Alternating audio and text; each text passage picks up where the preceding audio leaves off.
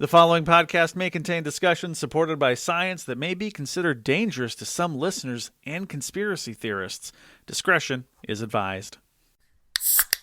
The Three Down Greencast is brought to you by Lucky Bastard Distillers, Saskatchewan's premier distillery, and by the Pile of Bones Brewing Company, brewed in the heart of Regina. Welcome to the Three Down Greencast. You are listening to the internet's only There's a Sheep on the Field podcast. I'm Joel Gasson once again with Dan Plaster, as John apparently decided on his vacation that he was not going to watch the football game on Sunday. How dare he? I'm back after a win. Yeah, that's also true. So I guess the flip side, if we were going to put a positive PR spin on this instead of making fun of John, I would suggest, as we did last week, in the past, I've only ever brought Dan Plaster on this program after they played pretty much like dog shit. Yes. But this week, the Riders actually won, and they probably should have won by more, but that's a whole other discussion. But the fact remains, they won, they found a way to win, and Dan Plaster is actually on the program. So are you saying they played like sheep shit? I don't know, though. I did see a comment from someone that Mary Offert slipped on that return that got them into field goal range-ish the final play because there was sheep shit on the field. I'm like, I don't actually believe that for a second, but it was still pretty funny. And if this was a different, we're just off the rails already. A sheep would be their mascot next year. Oh, absolutely. Like I said to Jamie Nye after I was toward the end of halftime, I'm like, okay, if they come out here win this game, they have to do the rally sheep, right? Yes. And then like the first drive, Mason Fine throws that 42-yard touchdown bomb to Sean Bain Jr. and we're like, rally sheep, it's got to be a thing, or if they can call it the rally ram if they want, just because it sounds better, even though it wasn't a ram. But I mean, this is a situation where a lot of teams, we've seen this in baseball a lot, there's been the rally monkey and different things like that, where, hey, something dumb and weird happens, and then all of a sudden it leads to success. Embrace it. Have some fun with it. Like, let's go. I will give them credit. They did the next day. They put out, or yesterday, whenever it was, they put out the post on social media, as they normally do pretty much every week, about free shipping nationwide from the Rider store online if you spend a certain amount. This week they called it free shipping. So it's something. It's a start. I'm hoping we see more at the next home game for sure. A rally sheep. If they win big, it's a fleecing. Absolutely. We could keep going, but it's just going to make everybody barf. But I hope they do. And just, you see like sheepskin rider jerseys. It's just. I mean, in the winter, you can get out the wool and make some really warm socks for people and just give them away at a game. Love it. Yeah. Keep it natural. You could put like the baying sheep. Is that what they call it? Baying when they make that weird noise? Sure. I don't know. You can put it on there. Like, yeah. Well, because doesn't Calgary embrace that weird sprinting cow? Yes, they have the world's fastest cow, so that's like a thing they do, I believe, at the first quarter or sometime in the first half. Yes, and they also have the CFL rabbit, which has run onto the turf at McMahon Stadium a fair bit. I don't know if they fully embrace the rabbit, but they have the world's fastest cow for sure. But the sheep is easy. Yes. Nobody else has it. No, and it's. I mean, there isn't. I don't think there's a ton of sheep farming in Saskatchewan. I'm sure someone can correct me if I'm wrong, but it still kind of fits in with the thing and with the province. And I don't know. I think it could be a really fun opportunity here for them to do something different, step outside the box, and have a little bit of fun. Because I mean, it was a fun moment, and the fans really got into it. For anyone who may not know, for some reason, listening to this podcast, because we should probably explain, because every podcast is someone's first. Mm-hmm. At the game Sunday night between the Riders and the Red Blacks, it was Country Roots night, so they had like this little kids rodeo at halftime. I forget exactly what they called it. It was mutton something. So they had a bunch of sheep in the gate like they do in the rodeo, and then the kids had to stay on the sheep for probably a few seconds or whatever it is. Most of them failed spectacularly, which would have been funny enough on its own, until they had the north end zone gated off. They had like the big metal gates going all the way across to try to keep the sheep in that area so they're not running loose all over the field, until one did run loose and made it all the way down. That sheep ran 110 yards all the way to the other end zone. The crowd went nuts. It was great. And then from there, it kind of started going zigzagging all across the field until they got it back into the gated area. But fun was had by all in that moment in halftime, and it's probably one of the more memorable halftimes we've seen in quite some time because of it. And it's great. Mm-hmm. Like, let's just you're almost speechless, but how this is on a platter for them Mm-hmm. to just take a hold, like watermelon helmets of yore, how it just kind of happened and it wasn't forced. Just everybody just kind of started to do it in the late 1990s and early 2000s. Just kind of let's have this happen in Mm-hmm. something neat and its own, and it's not copied from anything else. Absolutely. I mean, like, and it feels like the watermelon stuff has generally run its course. I don't see a ton of it anymore. It has. That's So this is something new that can kind of revive the sort of, the fun and the maybe encourage a few fans to show up because they say, hey, this is the thing that's happening now, and it's kind of fun. Mm-hmm. And it's the first kind of fun thing at this new stadium too. Absolutely. Of course, winning is always fun at the new stadium, or any stadium if you're the Saskatchewan Roughriders. And they did it. They ended a 3-game losing streak. And, it's maybe a little bit of hyperbole that, last year in a win over Ottawa, the season turned. Could the same thing be happening this year? We'll see. I mean, there's a lot of positive signs from that game. And we'll get into those. Mason Fine looked good. The receivers look good. And it's important to note that while everything was pretty positive from that, and they could be going in a good direction now, don't read too much into what happens this week against Montreal. We'll get into that as well. But to me, the most sort of interesting factor from that game was decisions by both head coaches in that game. And I talk a lot on this program, with John especially, that I am very much a process over results kind of guy. Especially in the CFL, the first good chunk of the season, where all you really have to do is kind of float around long enough and then get hot and hit at the right time to really succeed in the playoffs. So it really kind of how you approach the game and sort of the decisions you make along the way tend to pay off in the long run versus just straight up winning football games, even if you're doing things poorly. That's basically sort of the gist of process over results. And there were kind of 3 instances where we saw sort of 2 positives from both teams of process over results, and 1 really, really bad one from the Ottawa Red Blacks. The first one, which was, we'll give Ottawa credit for this one, I thought it was good. I know a lot of people didn't agree when they had they were down deep in the right end zone. Right around. I don't exactly remember where they were on the field. They were pretty close, and it was a 2nd and 1, and they did that sort of fake. They did the fake sneak and nearly got a touchdown out of it, but just missed. And then on the 3rd down, they went for it, which they should have because it was like 3rd and 1. They didn't get it, obviously. They got stopped. The Riders got the ball back. And everyone thought, oh, man, Bob Dice made this huge mistake, blah, blah, blah, blah, blah, blah, blah. I'm like, no. In that scenario, everything they did was right. You just didn't quite execute well enough. And I hate how, and I agree with you, I am always, when you're that close within the 20, who knows you're going to get that close again. And I think especially I kind of like when you're in a 2nd and 1 situation, taking a shot every once in a while. Because 1, you may actually succeed in catching the other team napping and score the touchdown like Montreal did earlier this year. When 2, you do kind of keep the defense guessing a little bit as to whether maybe you're going to take that shot again. So maybe it loosens them up just a touch enough on the defensive line to get that first down. But what I don't like is how a lot of people say that field goal would have been the difference. No. But would it? Honestly, would it? Because the thing people often is that one was before the 3-minute warning, if I remember correctly, right? There is, yes. So Ottawa kicks that field goal. Theoretically, I believe they take the lead at that point. If they do that, okay, fine, point. Whatever. But you've gone from the 15-yard line or wherever they were. Now the Riders can say, okay, we'll take the ball at the 40-yard line, and you've completely flipped the field even if you go 2 and out. Yeah, so what did you accomplish? Yeah, exactly. You accomplished going down 2 again. So I am with you on that one. I just thought it was, but you and me usually agree on these things 90% of the time. Yeah, I just like to talk this. I like to talk about this stuff out loud because a lot of people are still kind of caught in sort of take the points or whatever thought process there is these days, or there used to be at least. There is one I don't like that you might have liked, so we will have good podcasting. Okay. Then, of course, that followed up. I believe it was the next series even. The Riders, they had their own 3rd and 1, I believe, at their 20 or so.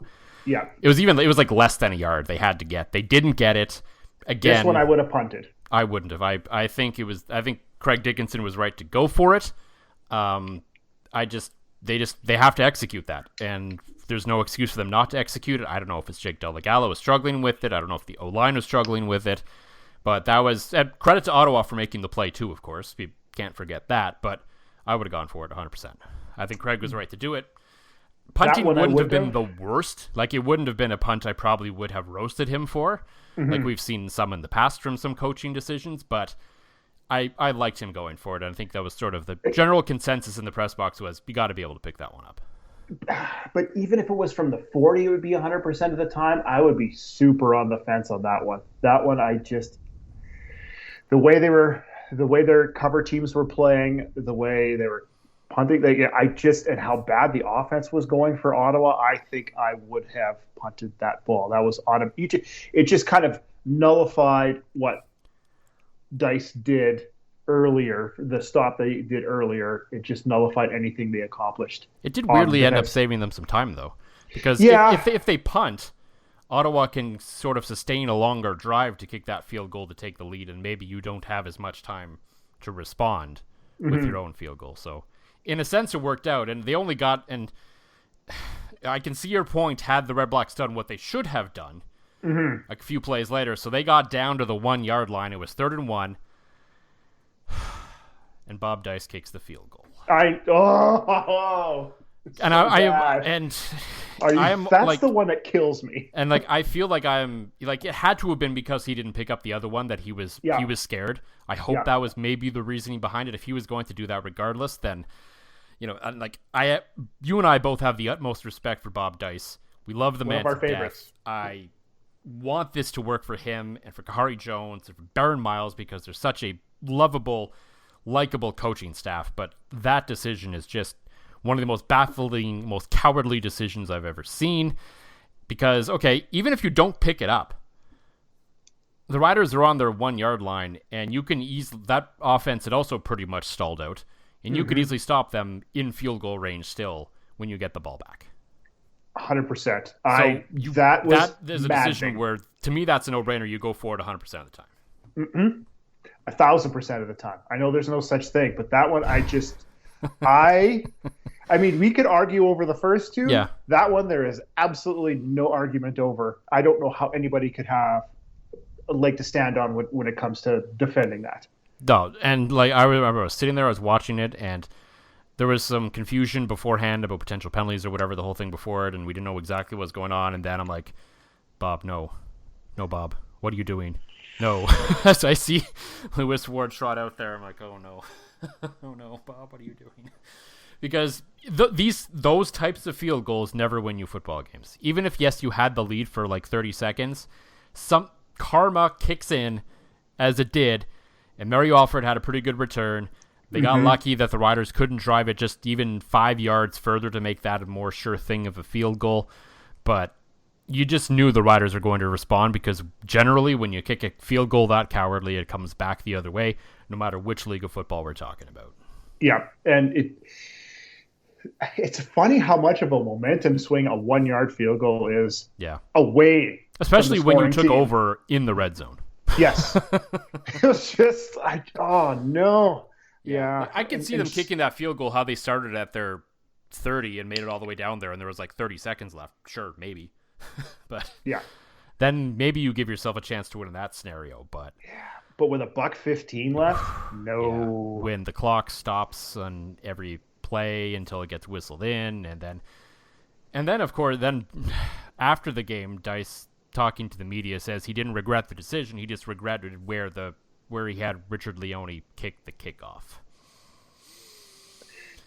Which, okay, yeah, maybe you made a poor kickoff decision, but you should have been making that kickoff decision up 6. Mm-hmm. Maybe even 7. You could have gone for 2 and really put that thing out of reach. And Well, that would have been a fun next talking point. That's what we'd be talking about. The Riders scored by a touchdown because they didn't go for two. It's just one of those games that probably would have happened. I mean, that's just the way things have gone at home the last 3 games for this team. And I was joking because I was talking with Red Black's play-by-play guy AJ Jakubek in the press box before the game, and he's like, what do you think? And I was like, I don't know. Like, we were talking about how the line was set before the game at 44, and neither of us really thought they were going to get there. But then I was like, I mean, the last 2 games at home, some weird stuff has happened here. And sure enough, there we were at the end of that game again after sort of a normal football game for about 55 minutes. Things just went sideways in a hurry, and it was entertaining as hell. It's... If you have Rider tickets, just show up for the last 5 minutes. It sounds like a basketball game. Yeah. Just show up for the last 5 minutes. But yeah, it's when nothing's easy, that really grinds on a team. Oh, for sure. And like we've talked about this before. Like, it is not encouraging that this team, like the games against Edmonton, and not necessarily every game against Ottawa, but specifically, like, say, that game against Ottawa, that they couldn't just put their foot down and put it away. They should have. And there's then they haven't really done that much in the Craig Dickinson era, period.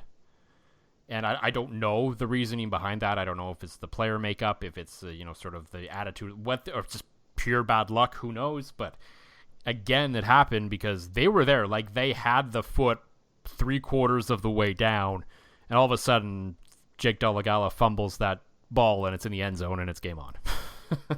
and it's always something. And what do they stick it and snap it? And they've stuck it. This was like the knife was in. They just couldn't snap it off, and that's one of the out of anything that has been the most frustrating with this football team over the past few years. Mm-hmm. It's not wins and losses. It's always the how. Yeah. And it's just, you're going, just put it away. If you would have put it away, it wouldn't have been like this. And I don't know. I just, even look back at the Calgary game when Trevor Harris got hurt. They could have put that one away. Yep. And nothing would have happened. So it's the how that just soul killing. Mm-hmm. It is, but for once we can get into this. There was some positive how out of that game, especially on offense that we have not seen in a long time. I would say even arguably when Trevor Harris was the quarterback of the team, there wasn't as much positive out of that game, out of those games offensively even. Most encouraging, number one, and is always, because quarterback play in football is always the most important, was the play of Mason Fine. And the discussion coming into that game wasn't so much, I mean, there were a lot of people out there who thought he shouldn't have started. I wouldn't have hated the decision, but you and I both talked last week how ultimately he deserved to start against a team that wasn't one of the top 2 teams in the league and show what he can do. Just maybe on a bit of a tighter leash than we had seen over the past 2 games.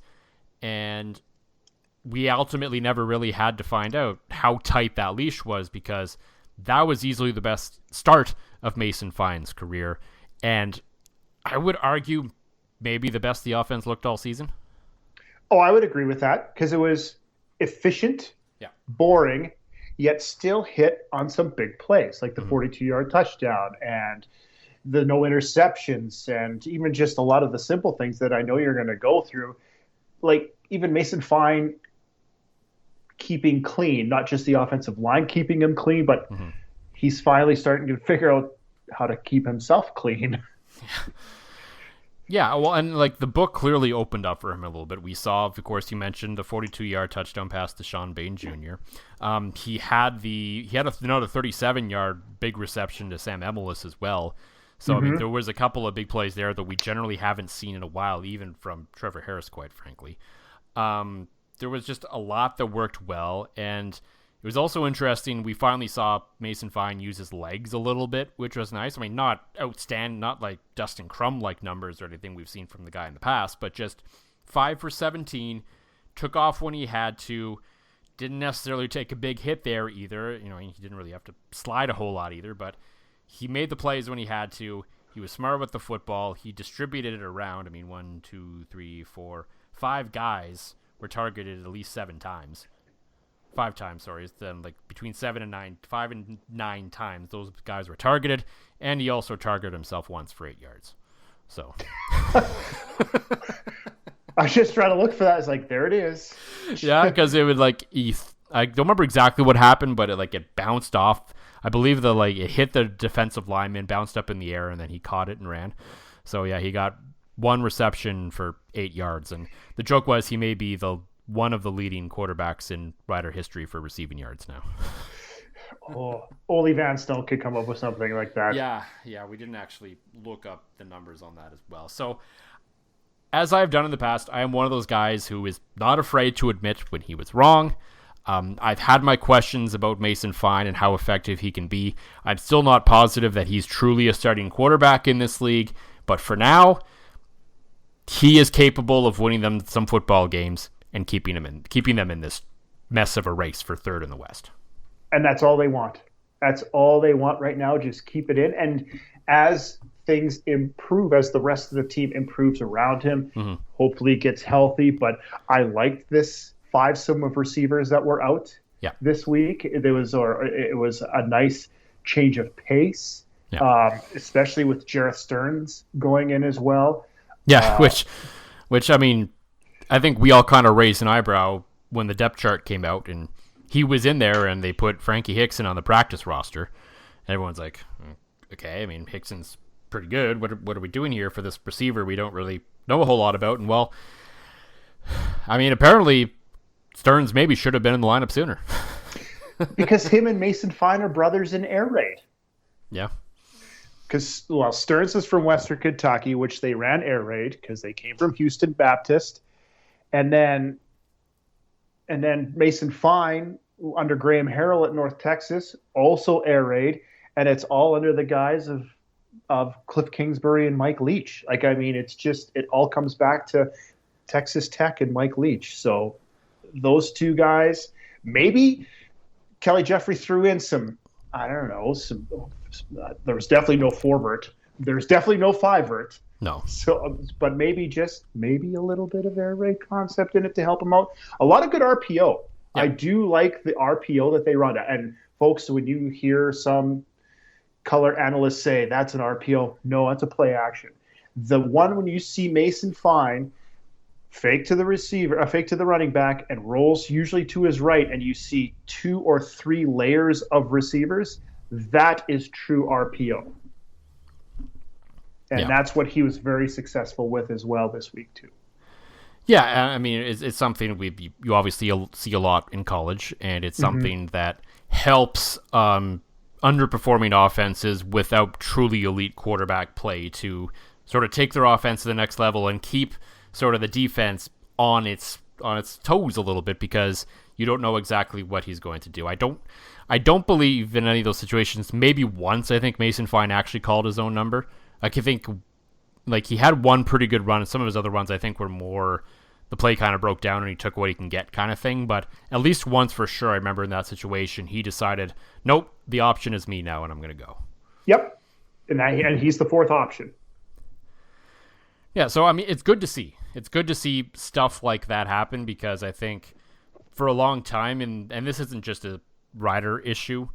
I mean, we saw it with Jason Maas before. We've surely seen it with Stephen McAdoo with many teams now, and some of the other offensive coordinators in this league maybe just don't really adjust sort of their thinking throughout the course of the year enough at times.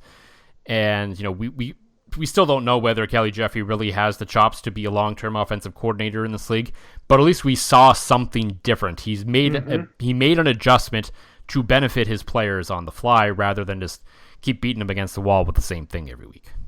And passes, you see completions of 20 and 42 and 37 and 18. Like, it's just nice to see that, the ball traveling through the air to collect yardage instead of a quick out route or a dig or something like that. Just there aren't enough plays and there aren't enough downs in the CFL to throw 3-4 yards at a time all the way down the field all game long. There just isn't. You need to get those chunk plays in order to succeed and score touchdowns in this league.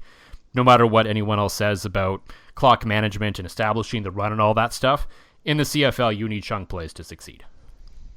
50-50 run pass is 50% stupid. Yep. Mike Leach, again. Yeah, and we've talked about Stearns, we've talked about the play of Bain Jr. and these guys, and I think that's another. All of them. All of them, yeah. I mean, Sam Emilus made a big catch. Tevin Jones had a quiet game, but made an important catch. Jake Winicky made another of important catches as well. And to me, that's sort of the other interesting aspect from the offense from that game.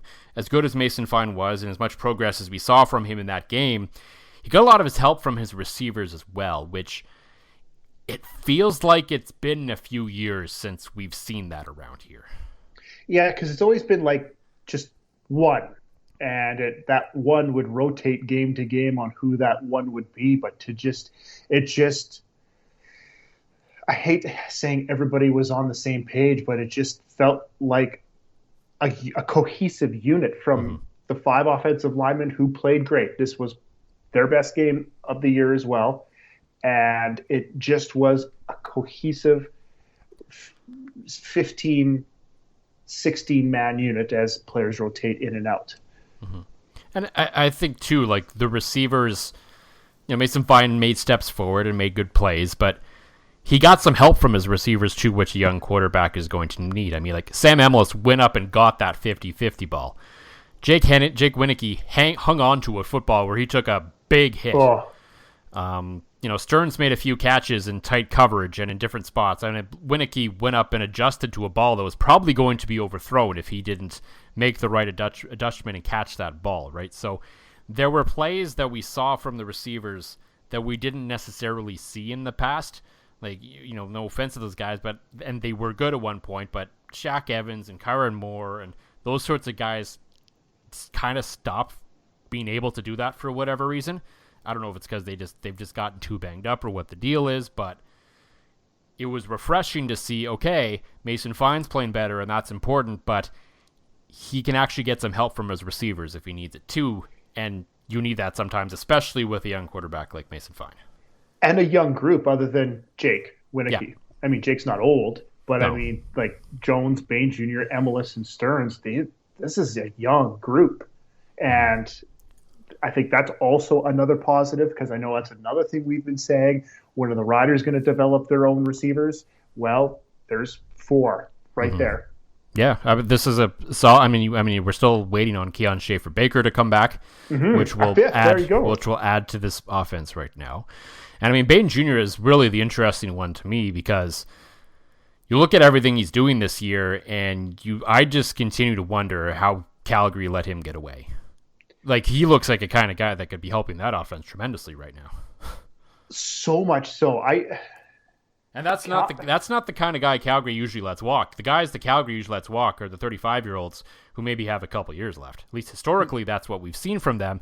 So we're kind of surprised to see this sort of younger guy with some pretty good skills leave and actually prove Calgary wrong. Maybe that's just indicative of what that organization's going through too. They just don't know what direction they're going, and their loss is the Riders' gain, I guess. You really don't know, because you're right. They were very much of kind of in the Wally Buono mold of you hit 31, we're cutting you. It doesn't matter if you had a 1,000-yard receiving season, you're old, so please leave. So I don't know. I completely baffled as you are. Yeah. The Riders will obviously take it, and Jeremy O'Day deserves a ton of credit, or whoever watched the film on this guy and said, this is a guy we need to add to the team. Whoever stumbled upon that and made that decision deserves a ton of credit for signing him, because I remember when they signed him in the offseason, there was kind of a, okay, who is this guy? Mm-hmm. Right? And now he's like arguably their best receiver. Yeah. Like, it was kind of one of those, I mean, it definitely went under the radar, but it was one of their, they promoted it as one of their key signings during the offseason. Obviously, the team was high on him going into it, and they rightly should have been, and they deserve credit for that.